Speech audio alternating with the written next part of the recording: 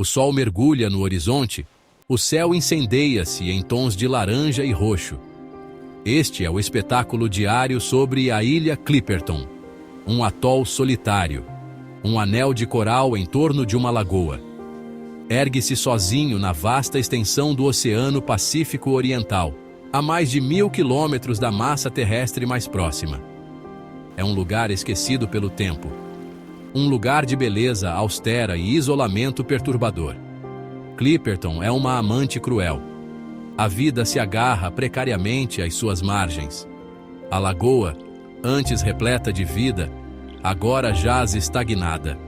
O ar é pesado com o cheiro de sal e decadência. Os únicos sons são as ondas quebrando e os gritos das aves marinhas.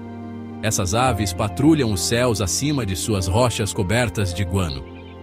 Este é um lugar de segredos, de histórias sussurradas ao vento, histórias de naufrágios e desaparecimentos, histórias de loucura e desespero. Alguns dizem que a ilha é amaldiçoada, outros que é assombrada pelos fantasmas daqueles que pereceram em suas garras. Seja qual for a verdade, uma coisa é certa: a ilha Clipperton não é um lugar para os fracos de coração. É um lugar onde a linha entre a realidade e o pesadelo se confunde. É um lugar onde a escuridão é profunda.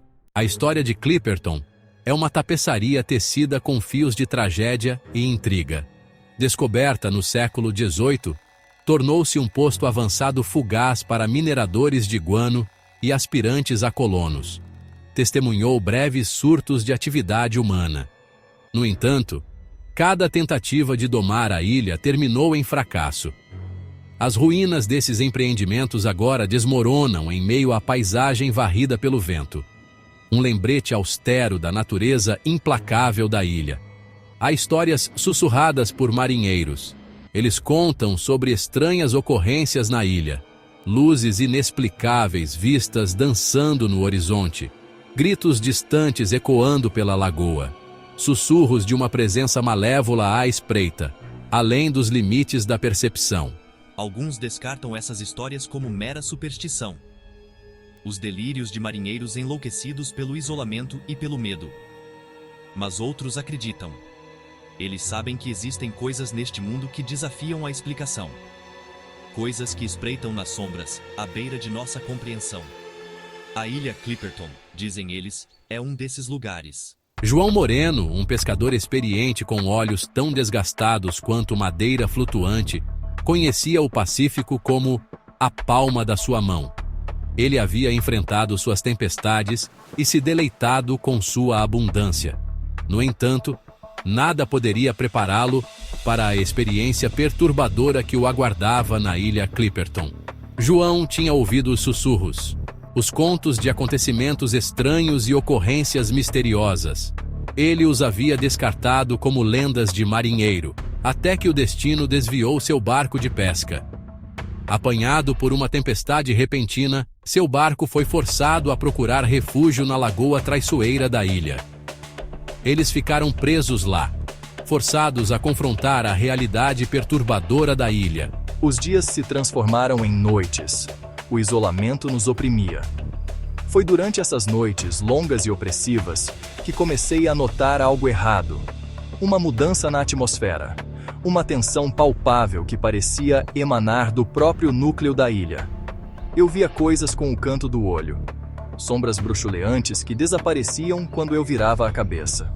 Ouvia sussurros carregados pelo vento, apenas para me virar e me encontrar completamente sozinho. Entre a tripulação de João estava um garoto, não mais velho que 12 anos. Ele era pequeno para a idade, com olhos grandes e curiosos que pareciam absorver tudo ao seu redor. O menino, que se chamava Miguel, possuía uma calma quase sobrenatural. Ele parecia imperturbável com o isolamento da ilha, até mesmo cativado por ele. Ele passava horas vagando pelas margens da ilha, coletando conchas e observando curiosamente os caranguejos correndo entre as rochas. Ele parecia atraído pela beleza desolada da ilha, alheio ao crescente mal-estar que havia se apoderado do resto da tripulação. Com o passar dos dias, João observou uma mudança em Miguel. O menino, antes tão despreocupado, tornou-se cada vez mais retraído. Ele olhava para o horizonte infinito por horas, com uma expressão perturbada gravada em seu rosto jovem. Seus olhos, antes brilhantes, agora pareciam nublados por uma escuridão que causava arrepios na espinha de João. Miguel começou a falar de sussurros que ouvia ao vento, sombras que dançavam no limite de sua visão. Ele afirmava ter visto coisas, vislumbres fugazes de figuras à espreita nas ruínas desmoronadas das antigas minas de guano. Os outros pescadores descartaram as alegações do menino como produto de sua imaginação, alimentada pelo isolamento e pelas histórias perturbadoras que eles próprios haviam sussurrado. João, no entanto, não conseguia se livrar da crescente sensação de pavor. Ele observava Miguel ficar cada vez mais estranho. Sua curiosidade inocente, antes presente, foi substituída por uma intensidade arrepiante. O menino coletava pedras afiadas e as organizava em padrões complexos na praia, murmurando para si mesmo em uma língua que nenhum deles entendia. Uma noite, João acordou com um grito de gelar o sangue. Ele saiu tropeçando de seu abrigo improvisado, com o coração batendo forte no peito. Ele seguiu o som dos gritos apavorados de Miguel até encontrá-lo encolhido à beira da lagoa, com os olhos arregalados de um terror que gelou João até os ossos. A escuridão, sussurrou Miguel, apontando um dedo trêmulo para as águas paradas da lagoa. Ela falou comigo. Ela me mostrou coisas. João tentou acalmar o menino, mas Miguel permaneceu inconsolável. Ele se debatia e gritava, suas palavras se atropelando em uma torrente de medo e confusão. Ele falava de criaturas monstruosas à espreita sob a superfície da lagoa, de vozes que sussurravam seu nome das profundezas da ilha. Preocupados com a sanidade do menino, João e os outros pescadores tentaram vigiá-lo, mas Miguel escapava à noite, atraído para os cantos mais escuros da ilha por uma força invisível. Os pescadores encontravam estranhos símbolos gravados na areia perto da cama improvisada de Miguel. Desenhos toscos de olhos, dentes e tentáculos que se estendiam das profundezas. João reconheceu alguns dos símbolos. Ele os tinha visto antes em livros antigos sobre as ilhas do Pacífico. Eram as marcas de divindades há muito esquecidas. Deuses marinhos antigos adorados pelos ilhéus de outrora. Deuses das profundezas, das tempestades e das sombras. À medida que os dias se transformavam em semanas, o comportamento de Miguel tornava-se cada vez mais errático. Ele oscilava entre momentos de silêncio catatônico e explosões de energia maníaca, seus olhos constantemente correndo de um lado para o outro, como se estivesse sendo observado por olhos invisíveis. Os outros pescadores, com os nervos à flor da pele pela atmosfera opressiva da ilha, começaram a cochichar entre si.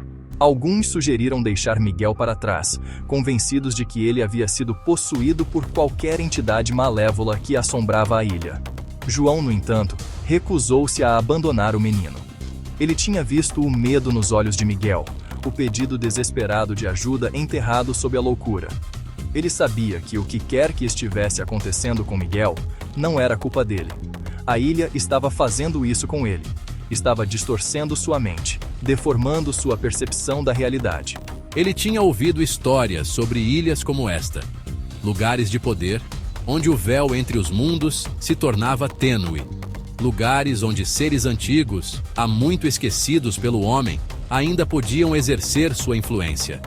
A ilha Clipperton, ele percebeu, era um desses lugares.